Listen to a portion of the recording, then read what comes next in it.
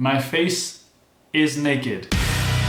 Good day everyone, it's Orf here, and today we're looking at the 9th full-length studio album from the world-famous English space rockers known as Muse, and it's called Will of the People. Not a big Muse fan, to be completely honest. My experience with the band is almost entirely with their very popular songs. Guitar Hero 3, Knights of Sidonia, 100% on expert level. I thought that was impressive until a few years later I saw these YouTubers just shredding that game in half. Anyway, this review is actually a recommendation from my close friend Ben, who is a pretty big Muse fan. He's kind of been trying to get me to listen to them for a long time now, but I honestly couldn't get into their music the same way I could with other bands that he listens to. This is the same guy who introduced me to Delta Sleep, which, if you couldn't tell, is a band I quite enjoy these days. I don't feel like I've really missed out by not listening to the past couple Muse records though, because it seems like the popular consensus among fans is that the past couple records weren't amazing. I could be totally wrong. Again, I've never fully listened to a Muse record front to back until this one. The most recent new song from Muse that I listened to pre-Will of the People was Dig Down, and it was honestly not too bad, but I guess it just kind of lacked the spectacle that would have made me interested enough to go listen to all of the Simulation Theory album. But here we are with Will of the People. The album's out. I run this review channel. I think Muse has more than earned at least a look at their album. So let's get raw.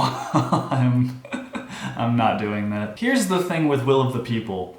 I don't really know what this album is supposed to be about. In fact, sometimes it feels like Muse doesn't even know what they want this album to be about. Per Wikipedia, frontman Matt Bellamy, is it pronounced Bellamy, said it was spurred by Warner's request for a greatest hits album. Instead, Muse decided to make an album that combined their previous sounds, describing it as essentially a greatest hits album of new songs. What? It probably sounds like I'm about to roast this album, but I'm not. I actually think there's a lot of cool stuff going on here. I get what they were trying to say here. I think they mean that, like a greatest hits album, there's a lot of songs on this album that cover a lot of different styles, resembling how a greatest hits album has a lot of different musical styles on it because it takes a lot of different tracks from different eras of the band's discography. Unfortunately, this knocks the album's ability to be cohesive. I think there's a lot of stuff on here that musically doesn't come together for an album listening experience. For instance, the big single, Won't Stand Down, ends with a huge breakdown and background screaming section, and like 2 seconds after that, Ghosts begins with a soft piano. Like, this transition does not work. I don't know who thought that it'd be a good idea for this song to play right after Won't Stand Down. But anyway, Won't Stand Down is one of the few tracks on here that stays pretty heavy and loud throughout the whole song. This is where we can acknowledge a sort of bias that appears when different bands release music like this, because these songs are basically heavy radio rock. So if a band like, say, August Burns Red or Fit for a King were to release a song like this, a lot of their fans would probably hate it and call them sellouts. But meanwhile, when a band like Muse releases a song like this, it's seen as edgy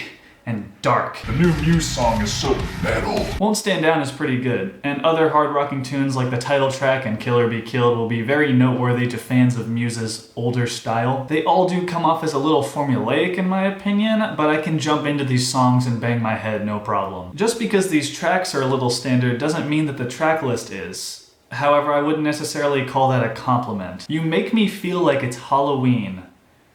What is this song doing here? It feels like the Duffer Brothers are going to purchase the rights to this song within the next 3 days and put it somewhere in the next season of Stranger Things. Like, if this album is supposed to be, and I'm paraphrasing here, personal navigation through the fears of the increasing uncertainty and instability in the world, then why is this here? It's actually pretty good for a Halloween song, I'm not gonna lie. My old guitar instructor told me that if you want to make some money in the music industry, just write a Halloween song because there's not really many Halloween songs. Meanwhile, Liberation sounds like something off of the Benz era Radiohead, but mixing it with transcending vocal layers in the second half. Then on Compliance, it feels like Muse collaborating with Daft Punk. This is actually one of my favorites on the album. It feels a little bit more unique than some of the others. Euphoria speeds up the pace a little bit towards the end of the record and kind of leaves you on this note of ambiguity towards the future, which I think is what the band was trying to go for. But with We Are Effing Effed, it just kind of leaves a bad taste in your mouth. Like, it's the last track on a messy record that the band claims has a goal in mind with the message it's trying to convey at the beginning in the song Will of the People. And yet the final song provides no hint of any sort of solutions to the problems that the record is attempting to make the listener aware of, when they're not taking a break to make a Spooky Halloween song. So while in a way they do achieve what the band members describe this album as,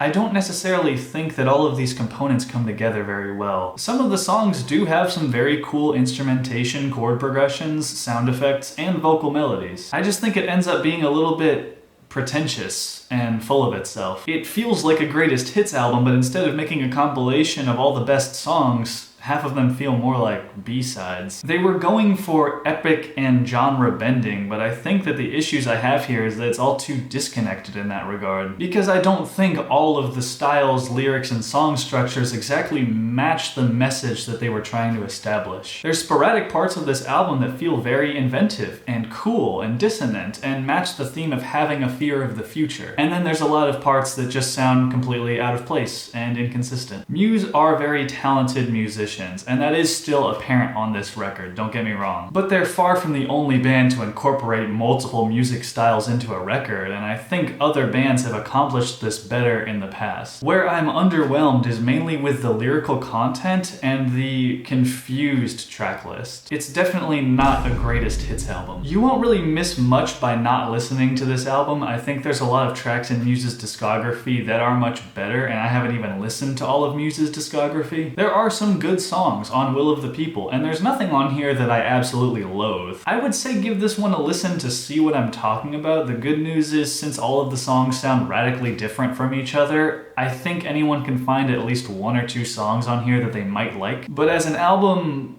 I don't think there's much to gain from it. I personally will just be revisiting a portion of this record rather than the album as a whole. Until Halloween, and then the Halloween song is gonna blow up, and everyone and their mother is gonna be dressed as somebody from Stranger Things, or at least be wearing a Hellfire Club t-shirt. How original.